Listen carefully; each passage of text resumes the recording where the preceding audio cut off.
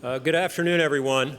We would love to wait for every last person to trickle into the building, but we do have a global online audience watching, and so in fairness to them and to those of you who were punctual, we want to get going. I'm Tom Nagorski. I'm the Executive Vice President at the Asia Society.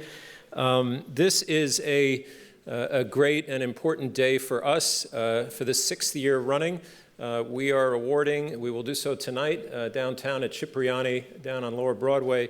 We are awarding what we call the Asia Game Changer Awards. Each year, for these past 6 years, we have honored a small group of overachieving, inspiring, transformative, pick your adjective, individuals and institutions. And as I say, that ceremony and dinner happens downtown tonight. However, the first couple of years, we realized we were making a big mistake, because if you didn't have a ticket to that event, and by the way, I think there are some tickets still available if you'd like to come tonight, but if you didn't go to that, you missed an opportunity to engage with and hear the stories of these great people who, in most cases, have come from far corners of the planet to be here, and that seemed kind of a shame, so we started this thing we call Meet the Game Changers in the afternoon of the same day. So we welcome all of you. We welcome our board members who are here. We welcome those watching, as I said, on the live stream around the world. And we want to thank, as we always do, our partners, our founding partners since this endeavor was born, the folks at Citi who have supported this initiative. Now, normally we introduce programs with bios, or we say you have their bios or some such. We like today, and on this occasion, to do it in a different way.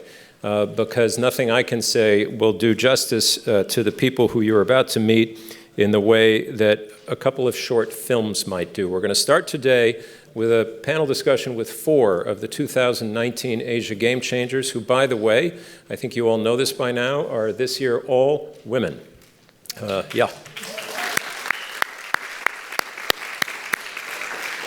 Unless something strange happens, I'm the only person of the other gender you'll see up here today. These are 4 women, 4 different parts of Asia, 4 utterly different professions. All of them have, in one way or another, cracked the glass ceiling that so often is an obstacle to women's empowerment or women's achievement in many professions and parts of the world. So let's start without further ado. Have a look at the 4 women game changers. Thank you.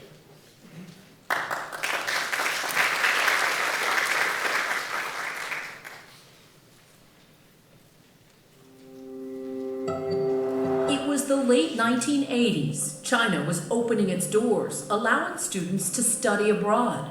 One of those students, Jane Jia's son, took advantage of that historic opportunity to study at the University of Florida, then to a rapidly growing Silicon Valley, where her career took off. Just as China's economy was taking off, she returned home to Shanghai, joining the travel company Ctrip, a kind of Expedia of China. It was a meteoric rise from CFO to COO, and then in 2015 to CEO, one of the few female chief executives in the country.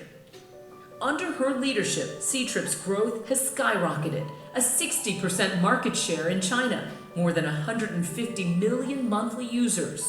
Jane Sun has also taken on 2 big problems in China: a shrinking workforce and a failure to attract and retain women employees. If we can empower more females to become a leader, I think we will have a good society. Sun sees the answer in hiring more women and creating incentives to keep them.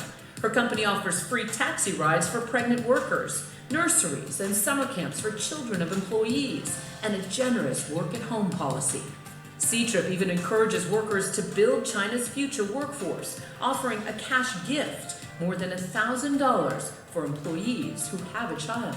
It's a wonderful family atmosphere which support our young families and encourage them also to have more than one child.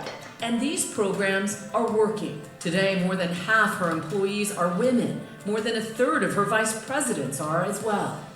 Jane Sun, trailblazing CEO, setting an example for companies in China and beyond to change the game for women in the workforce.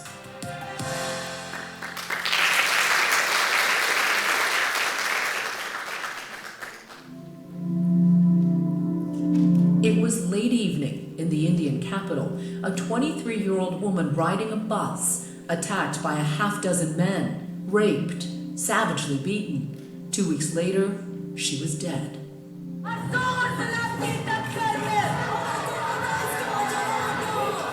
A shocking, horrific crime that shook the city and the nation. All too often, such crimes had gone unsolved. Perpetrators either never apprehended or never convicted.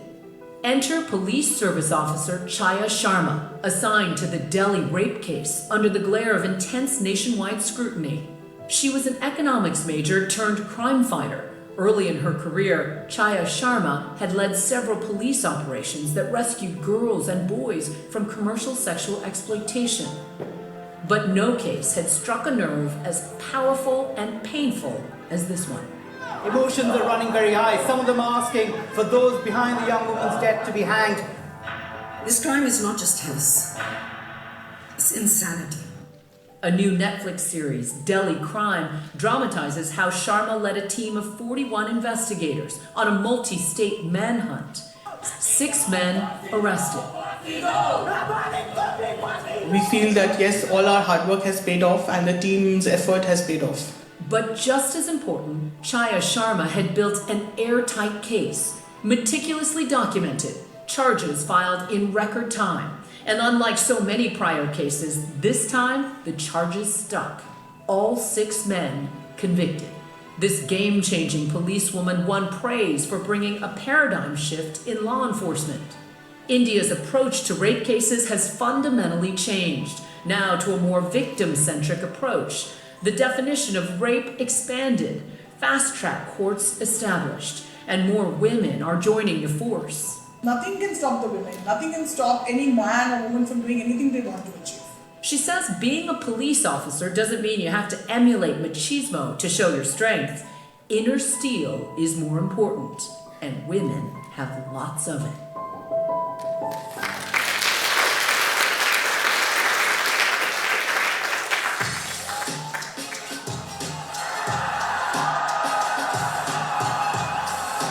Pakistan, it's the most popular sport, by far. Cricket. Nearly every neighborhood in the country has its own team. Kids play in the streets. When Sana Mir was growing up, she kept wondering, where are all the girls? She began playing at the age of 5. And when she couldn't find a girls' team, she played with the boys. And more often than not, she played better. She made her professional debut at age 20, quickly becoming captain of Pakistan's fledgling women's team, then leading it to gold medal wins at the Asian Games, twice. She's now one of the top bowlers in the world, making history this year among women, the leading wicket-taker ever, which for non-cricket types means there's no one better at getting a batter out. Slightly short, picked up, what a catch! Sana Mir has pulled off a scorcher. And this game changer has used the attention to raise awareness about breast cancer, about the problem of body shaming, and to create cricket programs for schoolgirls nationwide. People would ask why a girl is playing cricket, but in the last 5-6 years I've seen massive change in the perception, and I've seen massive change in the number of girls participating in cricket. And she did all this without any role models to follow. Now, Sana Mir herself is a role model, inspiring an entire nation to rethink the roles of women in sport.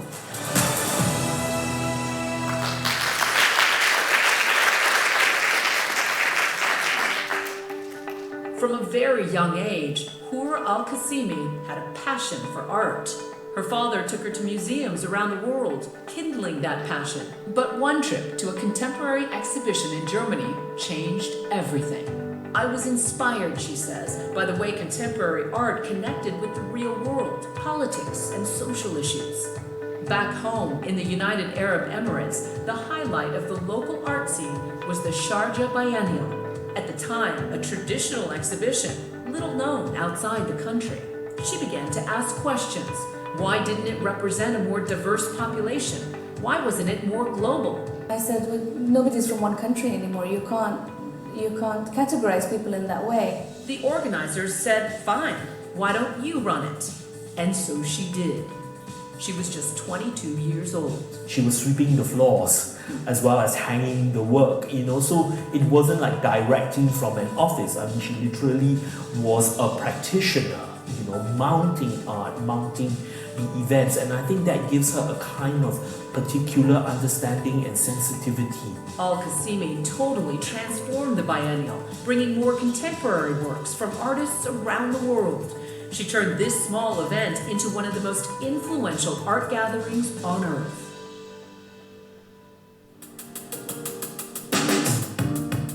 The Sharjah Biennale has attracted art lovers from right across the region to its doors. She didn't stop there. Al-Qasimi launched the Sharjah Art Foundation, a place to explore innovative art from the region, with installations like the highly acclaimed Rain Room, and special residencies and grants for emerging artists. Qasimi has gone global, creating the Africa Institute, a new film festival, and curating the next edition of the biennial in Lahore, Pakistan. She has utterly changed the game, setting a new standard for celebrating contemporary Asian art in her country, across the Middle East, and around the world.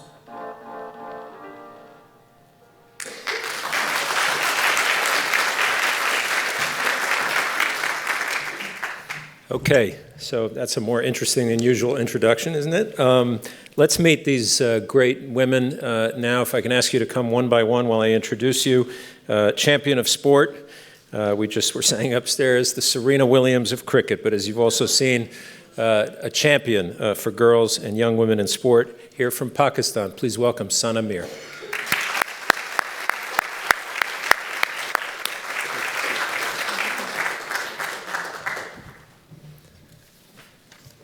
From the Persian Gulf, the last of those videos, single-handedly took that small-scale, very local art show in Sharjah and transformed it into what has truly become one of the most important and respected art events on earth. Here from the United Arab Emirates, Hur Al-Qasimi.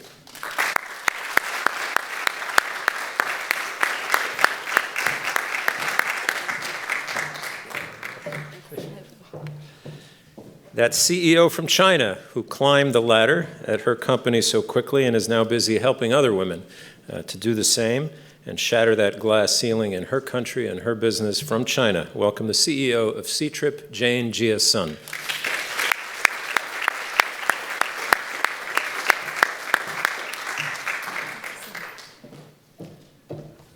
And lastly, certainly not least, the woman who has inspired so many women in India to join the police force, and I think paradigm shift was a better word than anything I could do about law enforcement. She's also inspired that Netflix series from the Indian capital, Delhi. Please welcome Chaya Sharma.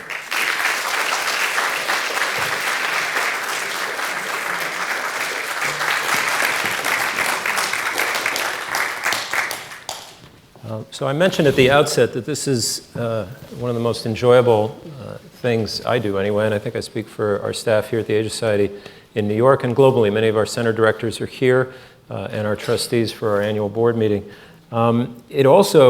This conversation is a little tricky precisely because these four women come from four, not just different countries, but totally different backgrounds and different professions. So really we could have one program about sport and one about art and one about business in China and one about law enforcement in India.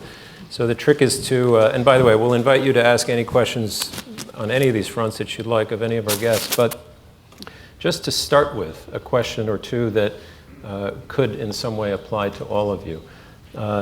Glass ceiling is one phrase. The governor of Tokyo, who by the way couldn't be here, she's one of our game changers. She's busy dealing with the typhoon and its aftermath in Tokyo. She uses the phrase iron plate in Japan. She said it's not a glass ceiling here. In her culture, it's more like an iron plate. Can you talk a little bit, and maybe we'll start from Sana's side and work our way down.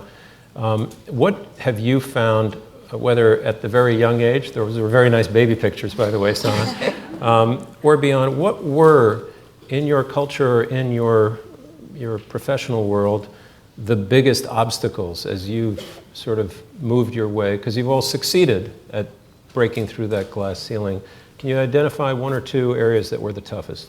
Yes, as for the picture, it has to be my father taking all those nice pictures. And I think all the obstacles that we had to come our way, we were able to come above them because of the family support, I have to say. Because the biggest obstacle, there are two things that I would like to start with, is there is absolutely almost no infrastructure of sports for the girls of Pakistan. I mean, there are in schools also, the grounds are mostly for boys, and in colleges also. So first is the infrastructure, the community grounds, the community parks. We don't have a lot of them. If we have some facility, physical activity, it is either for the elite people. So that is one obstacle that any girl who wanted to play sport in Pakistan had to face. But a bigger problem has to be the perception about whether a girl should play or whether they can play. So those doubts were in our minds also, because we never saw a Pakistani athlete doing really well on world cricket or world sport, in fact. So the perception, breaking that perception, I think that was the key thing for ourselves also and for the nation also. And through, I think, the first gold medal in 2010, that was the stepping stone. That was the first thing that basically did a very big thing for us, when people understood that we have a team who has basically won a tournament on such a big level. And after that, slowly and gradually, things became better. Financially, we were given some stability. But I have to say that these two obstacles, one of them is still there. The infrastructure is still very minimum. It's getting better, but it's minimum. But the perception has changed, and I'm very, very glad and happy about that the people now accept women in sport. They want their daughters to play cricket, and it has happened in a period of 10 to 15 years, which is a very short time. And I think that is something that I would say that has been the biggest obstacle. So one specific follow-up, and I read this somewhere, so it may or may not be true. But about, I think 20 years ago or 30, I don't remember, there's a story about how there was a women's cricket match that a few thousand people were in the stadium.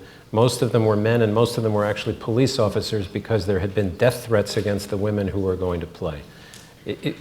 Was it that severe, and did you ever face any kind of, I mean, maybe not that, what sort of backlash?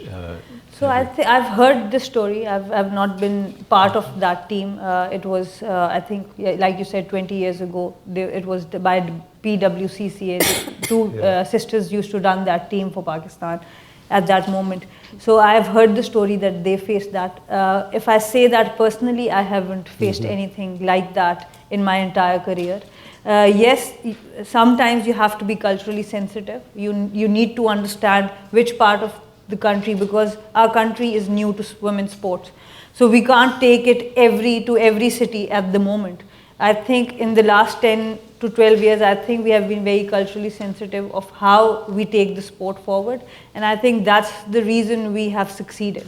And if I say about my journey, I've played in Abbottabad, I have played in Lahore, I've played in Multan, I've played in Faisalabad, Karachi, but we have never faced anything like that. Good. And thank you. So speaking of obstacles, and I confess I have been, I think, exactly twice to your country, Hur al-Qasimi, the United Arab Emirates, and both times for brief stays in Dubai. But I think it's fair to say, male-dominated culture can mean many different things in many different places. I mean, here, of course, we have yet to have a woman as president, but it's fair to say, right, that the UAE is a pretty male-dominated culture, and as it says in the film, you not only took charge of this big enterprise in Sharjah, but you also were just 22 years old. So to what extent were your age and your gender obstacles or difficulties at that time, and how'd you overcome them? Yeah. To be honest, I never felt it within the country, because actually women do everything. Yeah.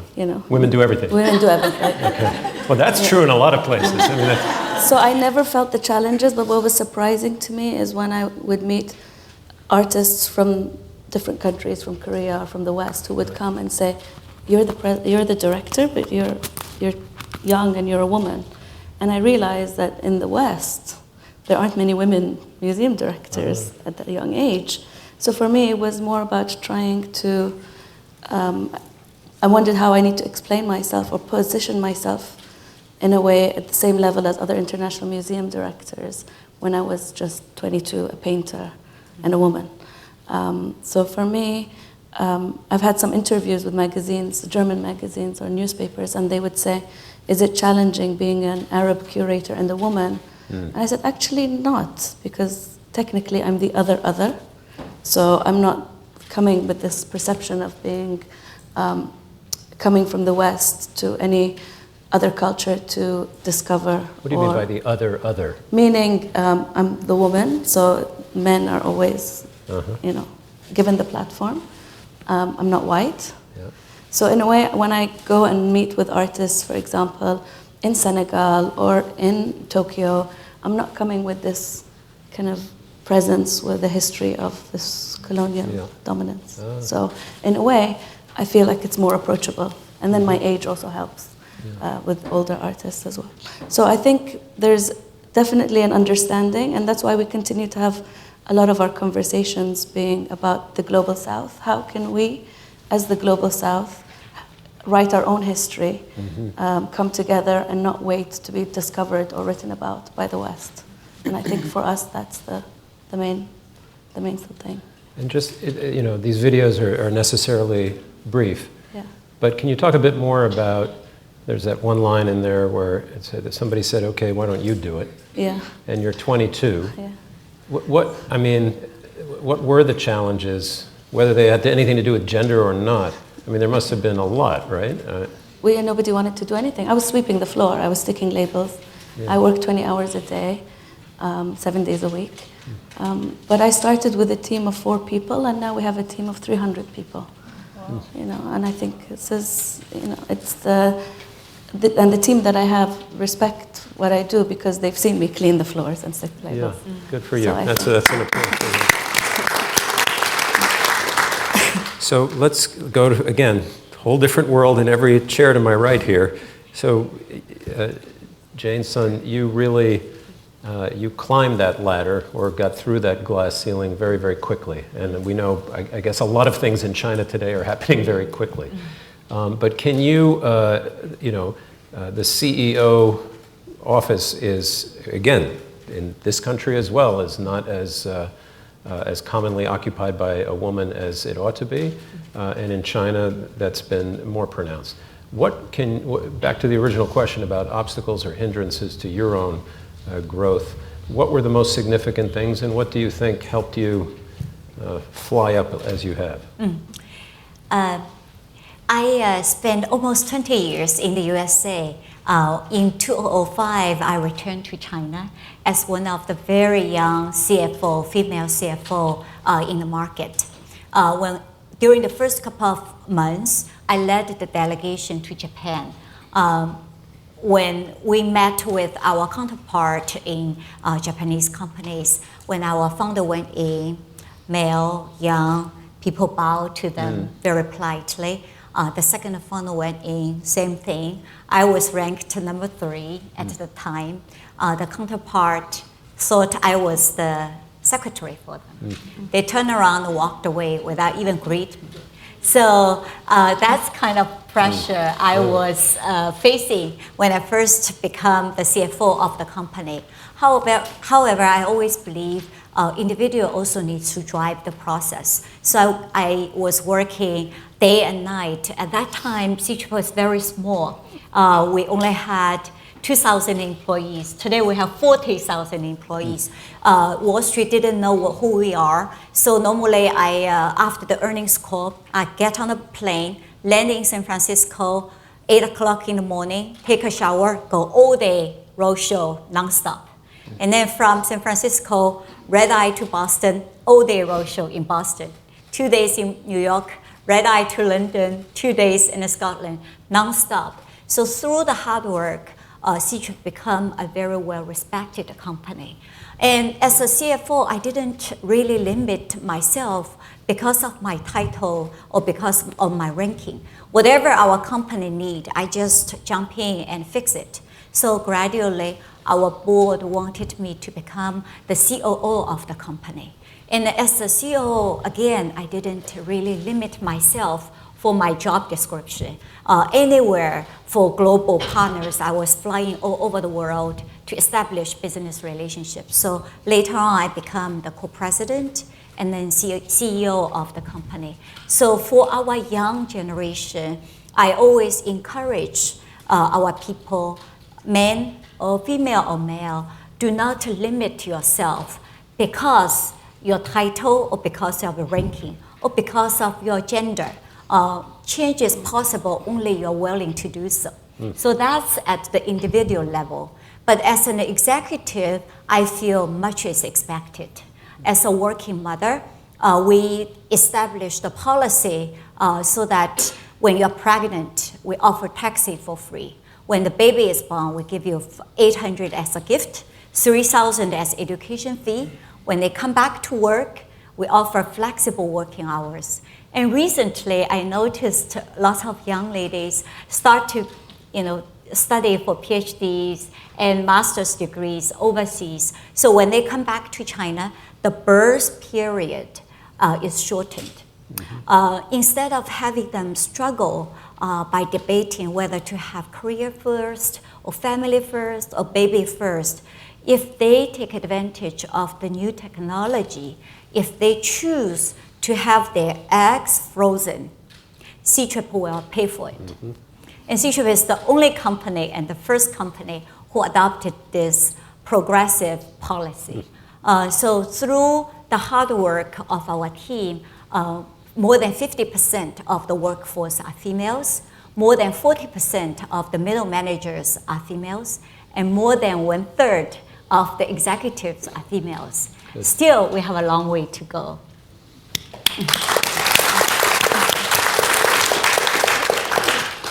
So Chaya Sharma, I couldn't help noticing that one thing the two of you do have in common, in addition to being Asia game changers, is it seems like 20-hour days was the necessary thing at the beginning, right?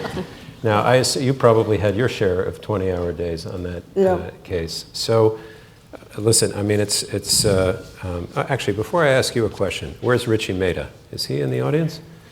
So, Richie is not a woman, and so, we'll excuse that. But he is the award-winning producer of the Netflix series and director, and it's great to have you here, Richie Mehta.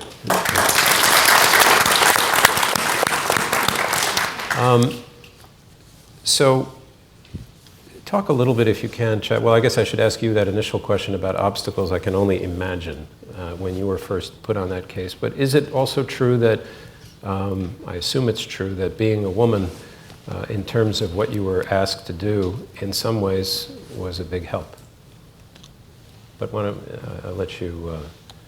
You want only in terms of the case?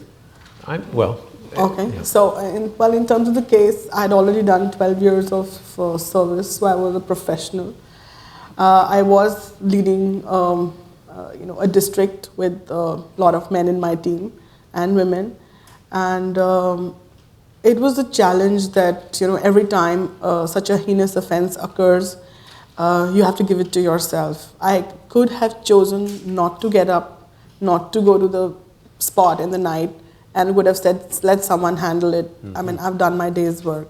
But there was a standing instruction over whenever I've worked, and wherever I've worked across India, that if in the night there is a call relating to a woman or a child or a heinous offense, which they cannot decide whether to wake me up or not, don't take a call, just wake me up. I'll take the call whether I should go or not, or who should handle it. So that was something which was very critical, that my staff knew that if something like this happens, they have to wake me up. And then it's like clockwork, because once you go there, you see the case and you understand, you meet the mother of the victim, it's like 2:35 in the night, a.m., and then you can't get away. You're a woman, you're a mother, you can understand. I've handled a lot of rape cases earlier also. This was kind of different. First of all, it was a blind case. And secondly, the most important thing was that the way they had committed the crime was one of the most macabre ones that I had come across. So also the injuries that the woman had incurred were very serious, as I discussed with the doctor, and we had almost nil clues at that point of time. So, I mean, you just can't say that, okay, let someone else handle that, because if you go away, then by the next day, nothing would have happened. Everybody have issues, you know, even police officers, everybody has issues. So they say, oh, the boss is gone, then we also have work to do, and let someone, so that it's like the buck keeps passing on. So you have to say, okay, the buck stops at me. I'm the one who's responsible. I take charge, right from where it is to be registered, how it is to be done, who all are the people who will involved in it. Because, you know, when you're choosing your team, you have to have the right people for the right team. If you leave it to someone else, then they might just, you know, make a mess out of it. So that was important for me. And the fact that, you know, when you look into the victims' parents, you interact with the family, you can't just look away. And if you say, okay, you can't just say that God bless you or something else. Like, they're looking at you with so much hope that you are the police officer, you are the harbinger of hope for them at that point of time, and you are the one who's going to get their daughter justice. Then you have to say, yes, I will get that justice for you. And when you commit that, you just say, yes, I commit all my time to you. So the next 7 days, you don't go home. It wasn't just 20 hours for me for those 7 days. It was almost like I didn't sleep for 7 days. But in those 7 days, what we were able to achieve, because I just kept sitting, whenever my team was tired, I said, look, come on, let's have a chat. I'll make coffee for you or something else. So that at least they realized if she's not going away, she also has family, she also has this thing, then we'll also not go away. And we were able to catch 6 unknown men, and we were able to make sure that they were the right people, and the way they connected with the case. We made sure that meticulously each and every piece of evidence that was picked up from the spot, from the victim, from the bus, from the criminals was properly linked, and how it was able to get conviction later on. So when you're doing that work, nobody realizes that what all you're going through. But it's the later, when in court cases, when the defense lawyer starts to shred your effort into pieces, it's that hard work which you do in the first initial period that matters, because it is the scientific evidence which eventually saved us. It is the scientific evidence which clinched everything. So that was important. And I think I'm glad in my life I've had, like Sana was saying, supportive parents, very supportive husband now, and I've had supportive bosses, at least who believed in me that if she took a stand and if she said, sir, I'll do it, then it will be done. So I think times are changing now, and in India there are a lot of senior officers who are women, who are a lot of gender mainstreaming is happening, and I'm glad to be part of that. And I will just credit to all those people, especially men who are behind me, my father, my husband, my boss, everybody who feels that yes, she can go out there and get a win back for us. So that belief is important. If you don't have the belief in your own women, in your family, your friend circle, then nobody else is going to do it for you.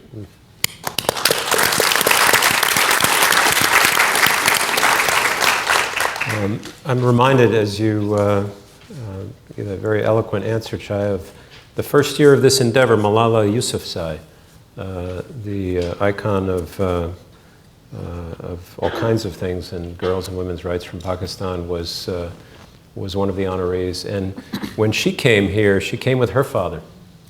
And I don't know if you probably have met him or heard him speak, but I mean, they are a very inspiring pair, but she gives all credit to him, which is I wonder, I was going to ask this at the end, but in a way you've put in mind the whole question of role models.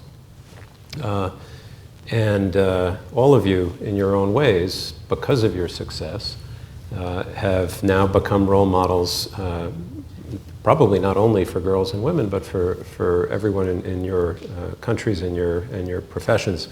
But I wonder if I can ask each of you, maybe we'll do it the same way, who your role models have been. If there's one person or more, friend, others. For me, I think it started with my parents. The kind of people they are, the kind of leadership I saw in the house. I mean, they were always a team, complementing each other. and making no distinction between the boy or the girl of the family, supporting us throughout. So I think I looked up to them when I was growing up. Whether it was nurturing or caring, I would look up to my mother, and whether it was wisdom and how to take things forward, I would look up to my father. And I think the way they have dealt is always like, whenever you want to deal another person, just always think that how would you feel if they deal you the same way. So I think that initially they have been my first role models, and I've tried to be like them. And over time, then your role changes as a human being. So initially, my role was basically to see how many children are there on the streets and whose parents are going to let them play. So initially my role was very smaller, and I would have to convince people to let their children come out on the street and play because we didn't have a ground. So from there to then making it into the Pakistan team, then also convincing parents to let their daughters come and we'll take care of you. So of course then my role changes, and then you come into the international circuit. So all these years I think I have different role models. So for example, in cricket, I've looked up to Imran Khan, I've looked up to MS Dhoni, I've looked up to Charlie Edwards for different I'd love to say I know all these people. I know Imran Khan, but yeah. With leadership, I think Prophet Muhammad, I think he has been an exceptional leader, and then Nelson Mandela. So I do read about these people also, because whether we like it or not, when we enter into a new field as women leaders, whether it's sports or any other field, you also have to understand the society you want to lead. So I think all this has helped me with different role models across the way. I can't say that this one person has been my role model. So in the last 2 years, I found my spiritual teacher, Shabano Alyani. I think she was very helpful for me to understanding, because I hit my 30s. Most of the girls have to retire as an athlete in their 30s. And I was going through that phase. And she helped me basically get into the inner self-belief and inner strength that Jaya also was talking about, that sometimes that's the only thing that matters. So then she became my role model, and how she influenced me to get that out of myself. And then I became #1 in the world at age 33, when most of the people thought that I should leave cricket, and I think that's it. So along the way, your role models change, and I think we should let that happen, and we should be receptive to the new people who want to inspire us for the different version of ourselves. By the way, maybe that's where the Serena Williams thing comes from, because I think she's, is she 37, 38? And she's a mother, and then she has won a title again, so yeah. Yeah, you haven't met her, have you? No, I We should arrange that. Yeah. Where you've had some time to think, role models? Yeah, I mean, I echo the same. My father was the biggest role model for me. He never raised me differently as a girl or as a boy. He just believed in me, pushed me harder to do more than I thought I could imagine, and sent me all over the world to do things. So for me, definitely a #1 role model, and he's an educated man and cultured and an academic. And Okwi Envazor, who passed away this year, I visited Okwi's documenta as just an artist visiting, and it inspired me. I hadn't met him at the time, I was 22, and it really inspired me to look at art in a different way, and to think that if this can happen in Germany, why can't it happen in the Middle East? So they were two of the most influential people, I would say, but yeah, I echo Sana. I'm always meeting new people who inspire me every day. Great, thank you. Jane? Yeah, my parents, like every kid, have very strong influence on me. My father was the president of his company, hardworking, being diligent, always have very strong influence on me. And my mother is the kindest person I can ever imagine. So, but today I want to speak about another person that is very significant in my life. 30 years ago, when I first came to the United States, after Deng Xiaoping opened the door for China, I was among the first 3,000 Chinese students who came to the States to study. And at that time, China was very poor. My parents are both engineers. They made 100 RMB per month, which is equivalent to 15 USD per month. So I had to work in order to pay my tuition.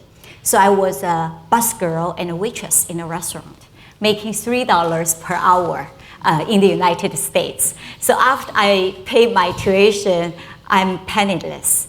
But my professor's family were very, very kind to me. So they took me in and treated me as their own daughter. And Confucian's teaching for Chinese kids is that when you are young, your parents take good care of you. But when you are older, when your parents are older, a good Chinese kid will also take care of their parents.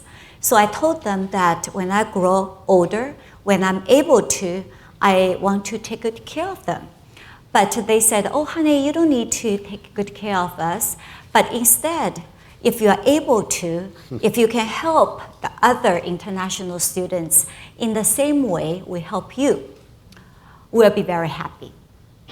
And I was very touched because I had no blood relationship with them, yet they are so unselfish. So although I was penniless at that time, I always had a very big dream. That is, if someday, with God's bless, if I'm able to, I really want to establish a scholarship named after my professor to help the international students. So I was very glad in 2016, I went back to my university and established a scholarship named after my professor. And I also named my first daughter after my professor's wife, Nancy Baldwin, who will attend today's dinner. You will meet with her. Oh, wonderful. Thank you.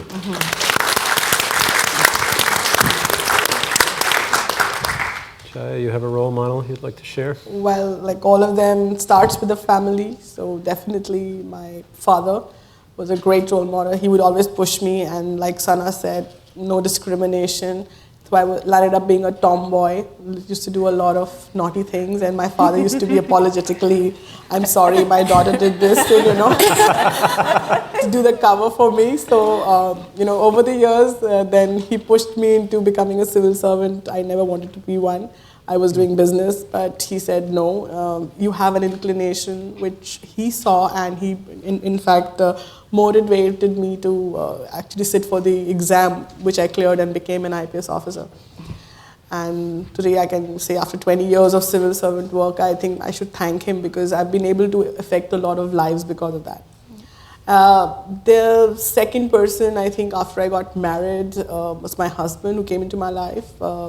He's an IIT graduate, and he's also my batchmate. He's also an IPS officer. I have never seen or understood how he's able to do it every time. Like I'm here and he says, you go, I'm going to do babysitting. And there are times when even the Nirbhaya case happened, I couldn't come home. He will just ask me, do you need a replenishment of clothes? Can I send you some home food? So, it's like he understands that, this woman is handling a challenging task. And nobody understands me and my professional work better than him. So, your parents can understand your private needs, as a person, but he understands even the professional part of it.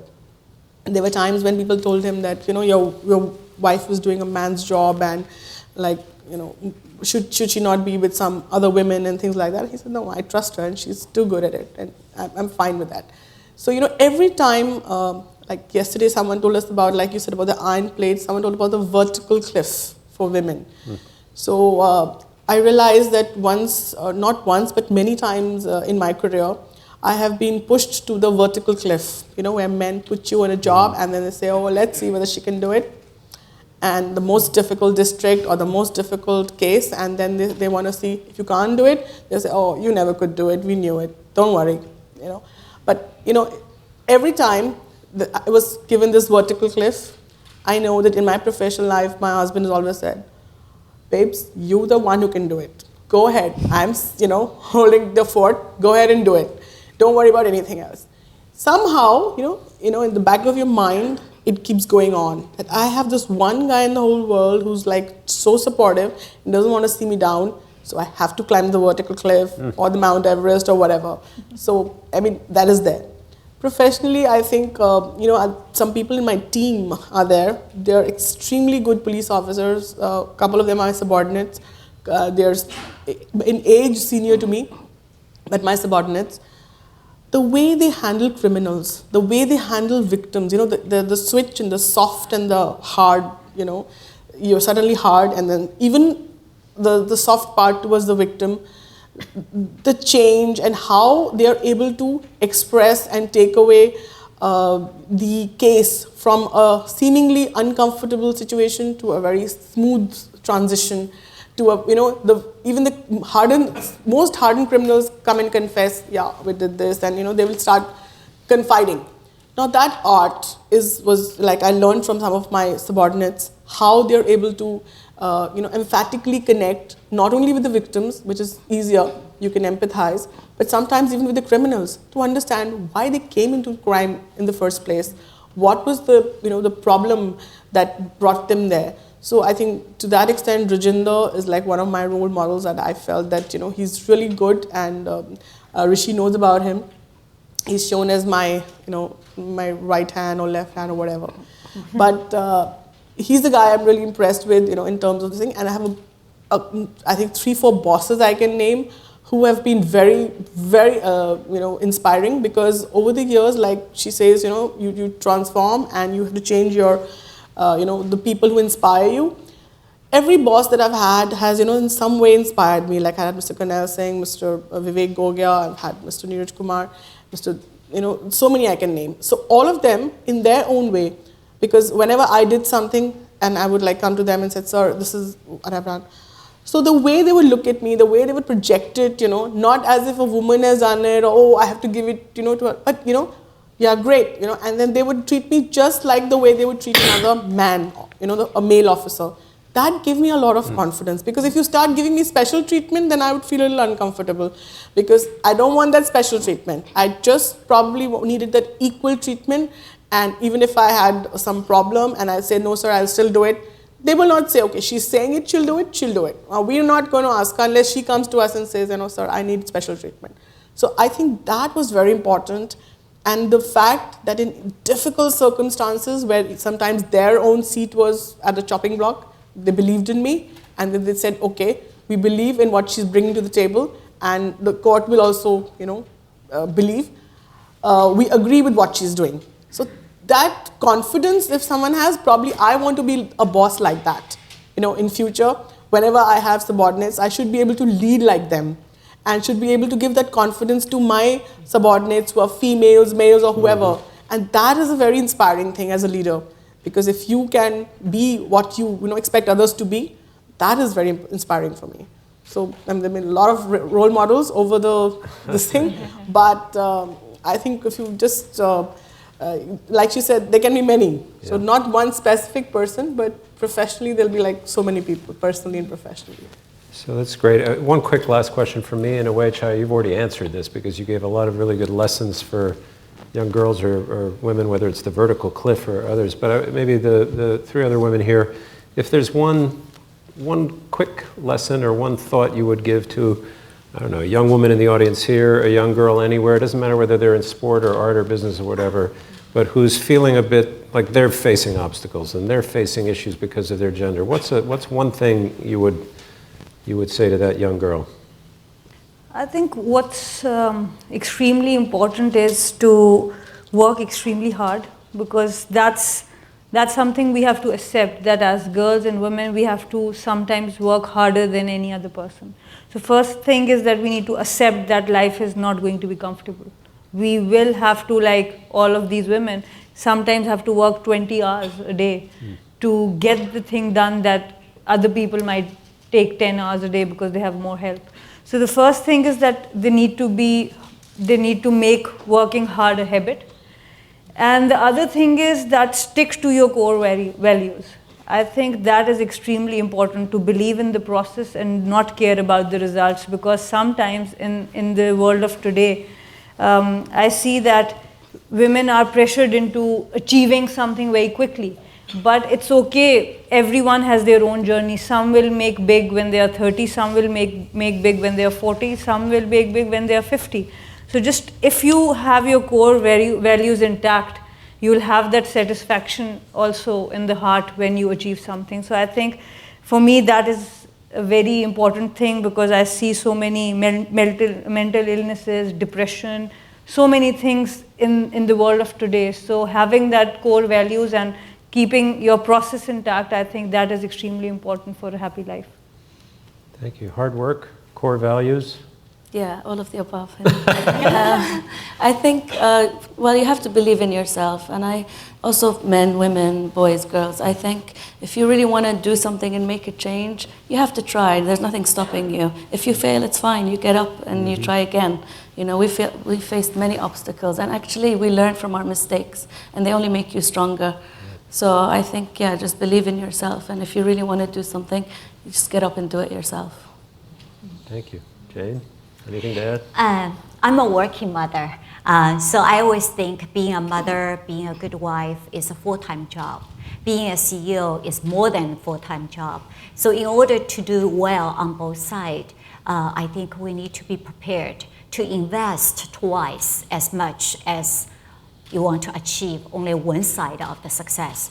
However, if you give twice of the efforts, the harvest is twice as well. You will be achieving on your family side as well as on the career side. In the company, I think it's very important to understand that the strengths from a male leader and a female leader, particularly in the high-tech industry where male is so dominant, they can bring great assets to the team. For example, logic thinking, big picture, dare to compete. So these are very good traits brought by the male leaders. However, female has their own strength. For example, they're very good team builder, very willing to make personal sacrifice in the best interest of their team. Very good with putting themselves in other people's shoes and strive for a win-win strategy. Good at communication, good at multitasking. So for me, the critical challenge to run a successful company is really to bring the best of male leader and a female leader together. And every year end, when we do focal review, the people who come to my office ask for promotion, ask for a raise, normally are male VPs.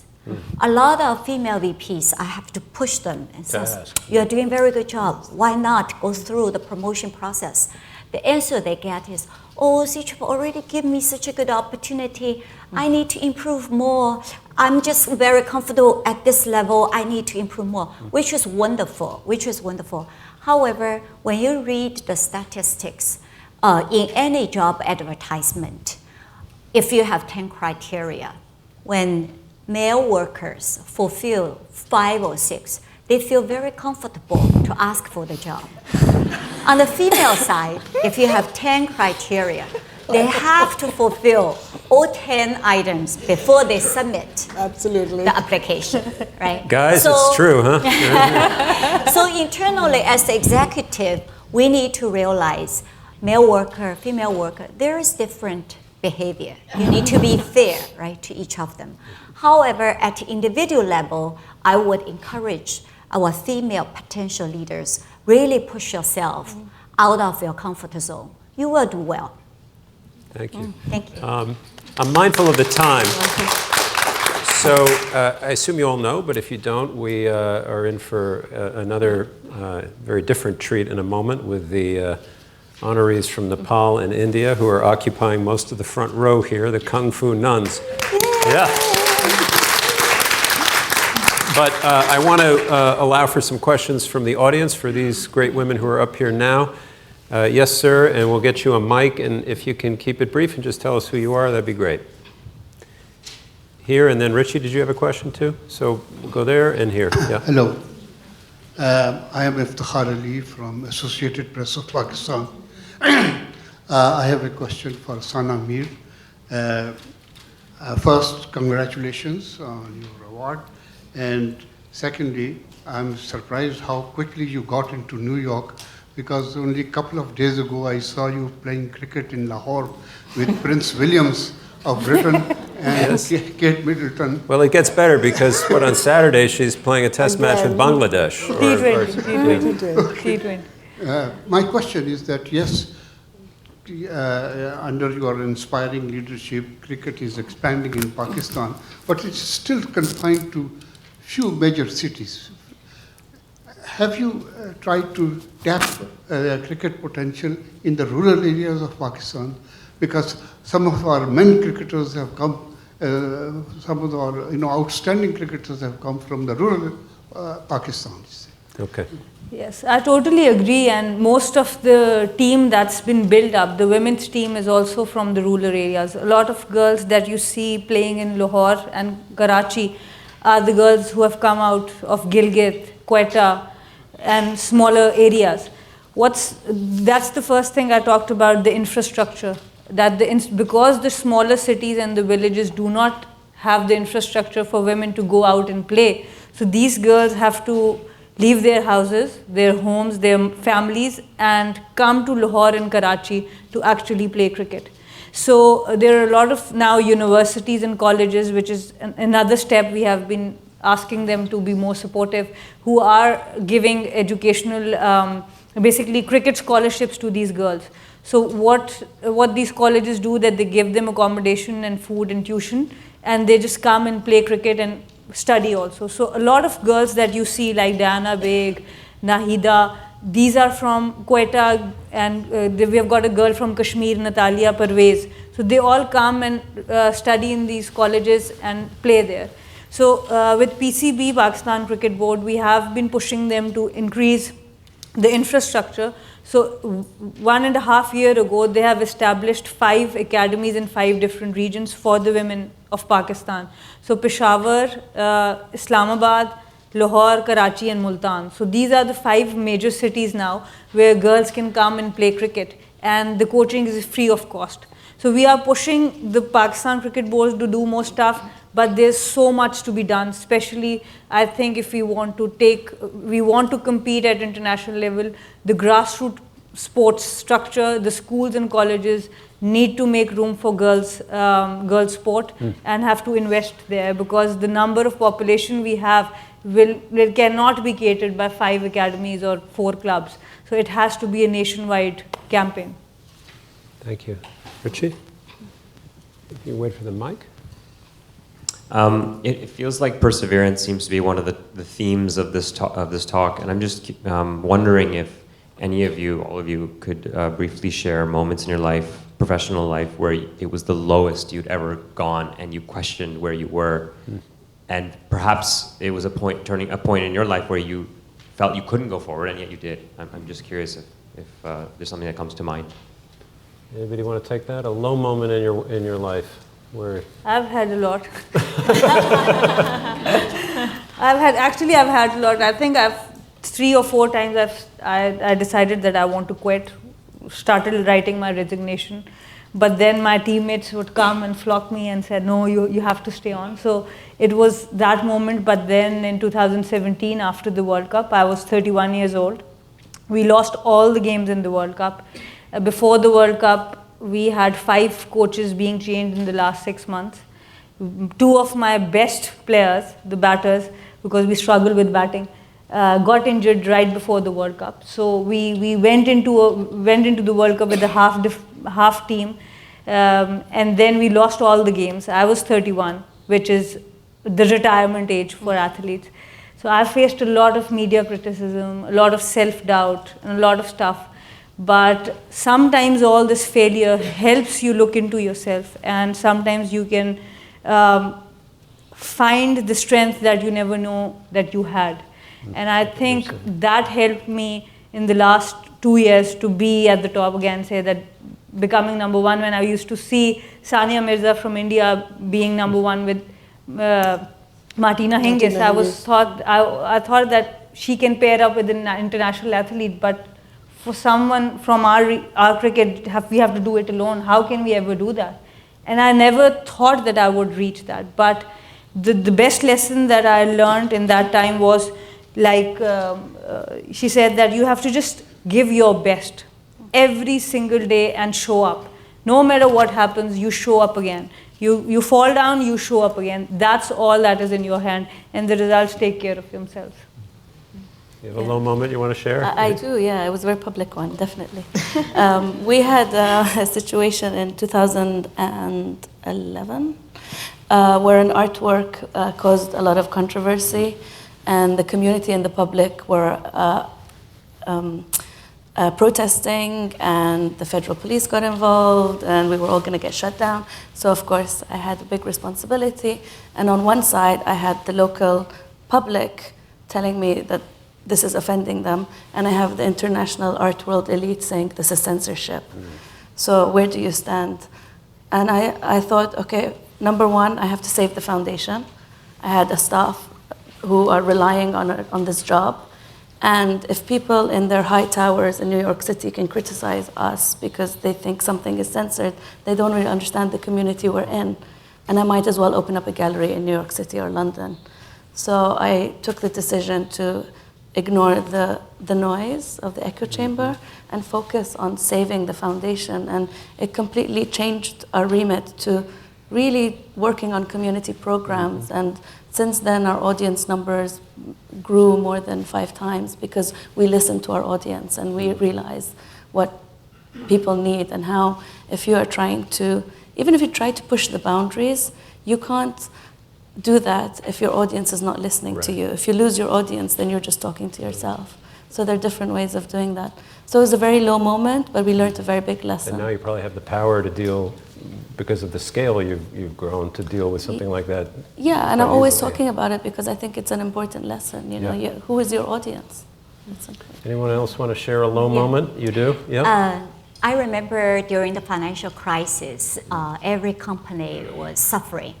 C-Trip stock went down to pre-split maybe $6. So lots of talents were thinking, oh, where's the hope? Is our company can turn around? So I talked to my husband and I said, I'm willing to put our own money to buy stock, show a very strong incentive for our to rescue the market and show the confidence in the market. Not only we are going to do that, we are going to extend a loan to our employee. For every dollar they want to invest in the company, we'll give them a loan at no interest or very low interest to encourage the team to, at a very difficult time, united as one team to fight through this low tide. So that was very, I was not thinking about myself. I was totally thinking what's the best way to show our unity and give the confidence to our team, give the confidence to our shareholder. By doing that, our team all the key management chip in to buy the stock. And that showed a very strong signal to the market. So C-Trip come out to take the leadership and recover very quickly. Perseverance. Yep. There have been many low moments, but every time I feel like sharing something, I think, you know, this case which everybody knows about, when I'd gone to the hospital and I'd spoken to the parents and the doctors and everything, it was an extremely low moment for me because I, first of all, as an officer, I realized that what is this kind of crime that I'm going to handle? And secondly, was I equipped to do that? I mean, I knew that if you didn't catch them, it was like a race against time, and if you didn't catch them in time, probably there's going to be so much of a problem that I might have to quit my position. And everything was against us, and we didn't have any clues. I think the only thing that kept me going was, yes, like I needed to help this lady. And, you know, the faith that you have in whatever you've been doing up till now. In fact, all my 12 years of knowledge, hard work, experience, everything I, you know, was able to recall back and then say, no, I'm going to do it. And I think I'm going to not let anybody see that I'm panicking inside somewhere. But, you know, the world with, my staff and, everybody saw that, I was in control. I was like, yes, we're going to do it. So every time, you have this low, my thing is that be prepared to give up a lot, like most of them said. And I was prepared. I said, forget it. My only sole task, it's like you focus on one thing and you stop digressing, and then you got to achieve it. So it's never always a down. It has to come, when you've reached the bottom, the only way you can go is up. So have that faith. And the people who are the most tenacious and while they're lowest are the people finally who win. So I think that is important for all of us to take the message back home. That's great. Thank you. So the five of us now need to exit the stage because our last game changers, as you will see in a moment, require most of the stage. But before we do that, big thanks to these four amazing women.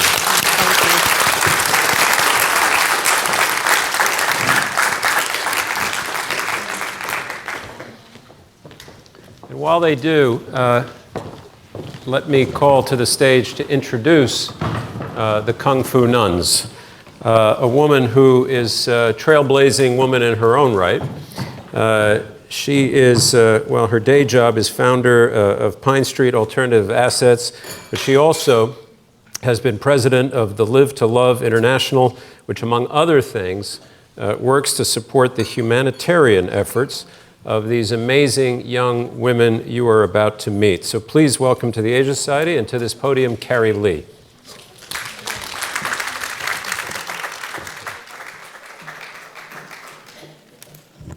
Hi, everyone.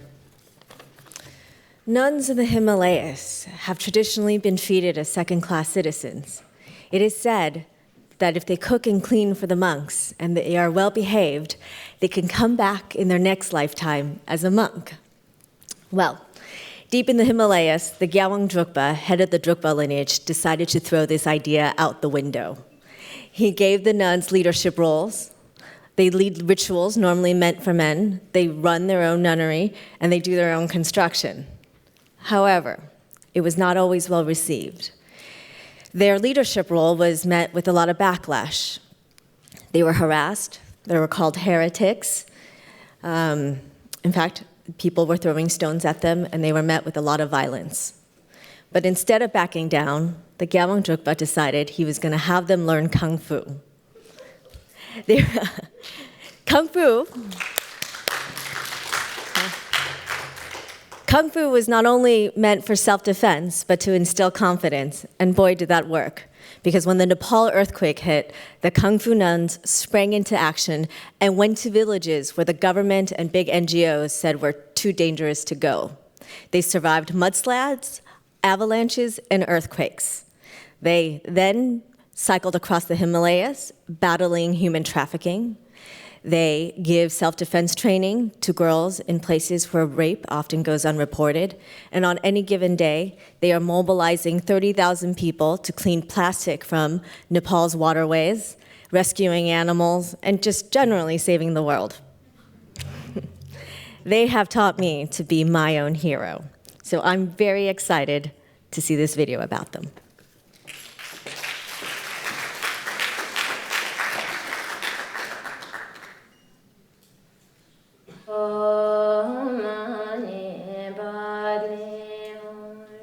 Buddhist nuns and monks are the lifeblood of the Himalayas. Yet traditionally, nuns here have been considered inferior to the monks, often relegated to menial work. But in one place, things are different. In 2008, the Druk Gawa Kilwa Nunnery was established with a simple but revolutionary mission to promote female equality and empowerment. Here, young women get a modern education and spiritual training normally reserved for men. And in an effort to build strength and self-confidence, the nuns are trained in an art that's been off limits to women for centuries: Kung Fu. Through Kung Fu, it is very useful to meditation. We can stay healthy. We can also show others that girls have also power. That girl power has been put to use in all kinds of ways. After the 2015 Nepal earthquake, the nuns refused to evacuate, staying to help with rescue and relief. They biked more than 1,000 miles to raise awareness of environmental issues. Then another 6,000 miles to promote the value of women and discourage families from selling their girls to traffickers. Always spreading our message to everybody that we should give chance to girls, and girls also should come up and show their power. In the name of gender equality, the nuns are also trained in business, plumbing, and electrical fitting. We are also telling people that nuns and girls are also strong. The girls should come up and face their problems. The Kung Fu Nuns, champions of equality, examples of the power of girls and young women to change the game.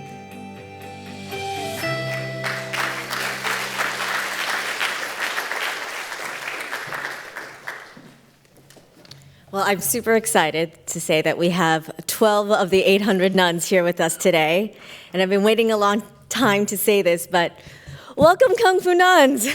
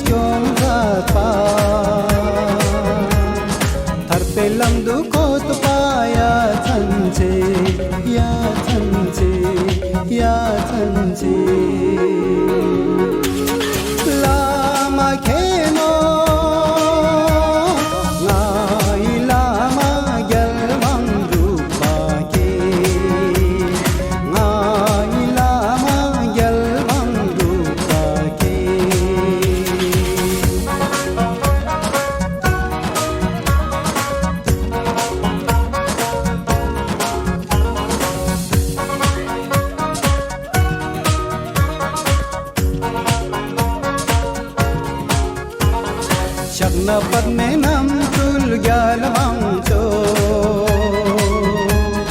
स्कुसुम तुलास के nan machis पर Tantang doe ton chain zaat jin pa Jab paskal ger tan pe mon lamju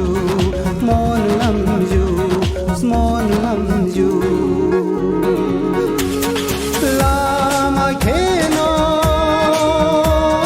ngai lama gyal wang rupa ke ngai lama gyal wang rupa ke gyal tan jing pe nga da gyal wang cho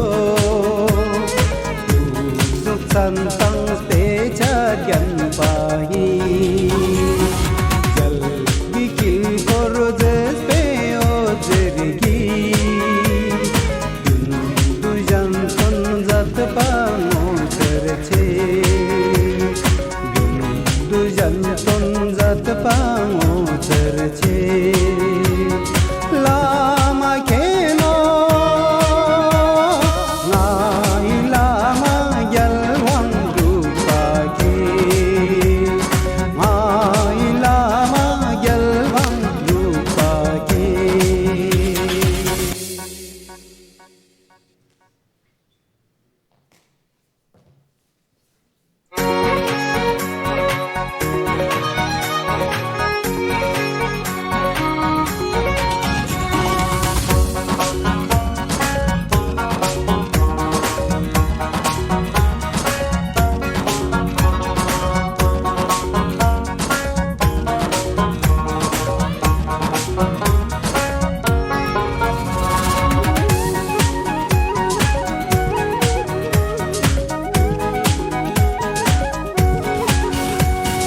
Lama kheno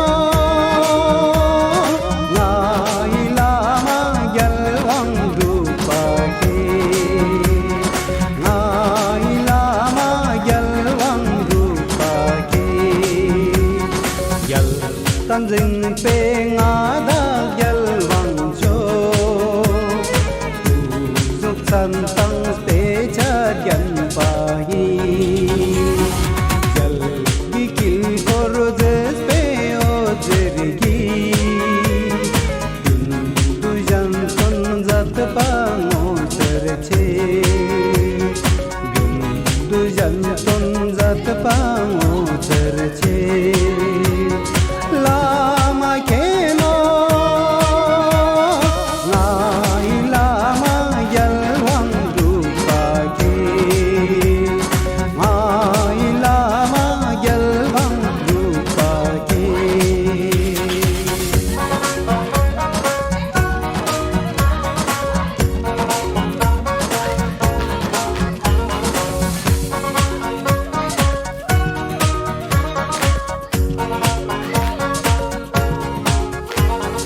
Hinduk goes kya bon gyal wang cho dung jang yang lak tu ki da ni ti tambe chos ki khor lo skor wala o chakhor ve tamla dolwa cha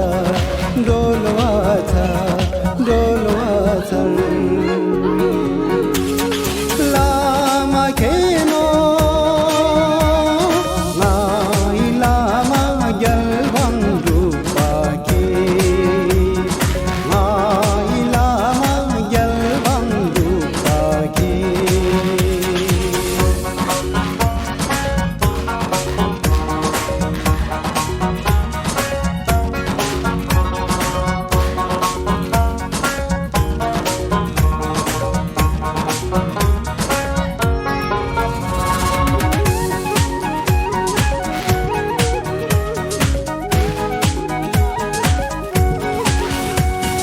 Dupe tan bas pe zat gyal wang cho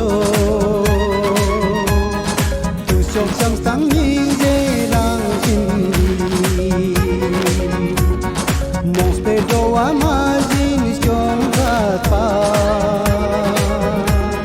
thar pe lam du ko to paya chan che 천지 야 천지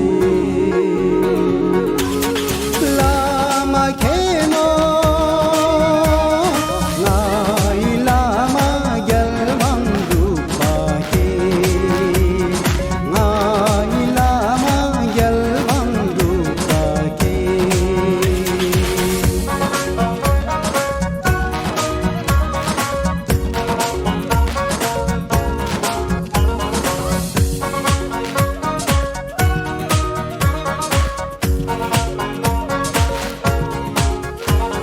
Shagna padme nam tul gyal vangcho Kusum tulas ke nan machis par Stantang roe ton chain zaat jin pa Japas kal gyar tan pe mon lamju smon lamju Lama kheno nai lama jalvanju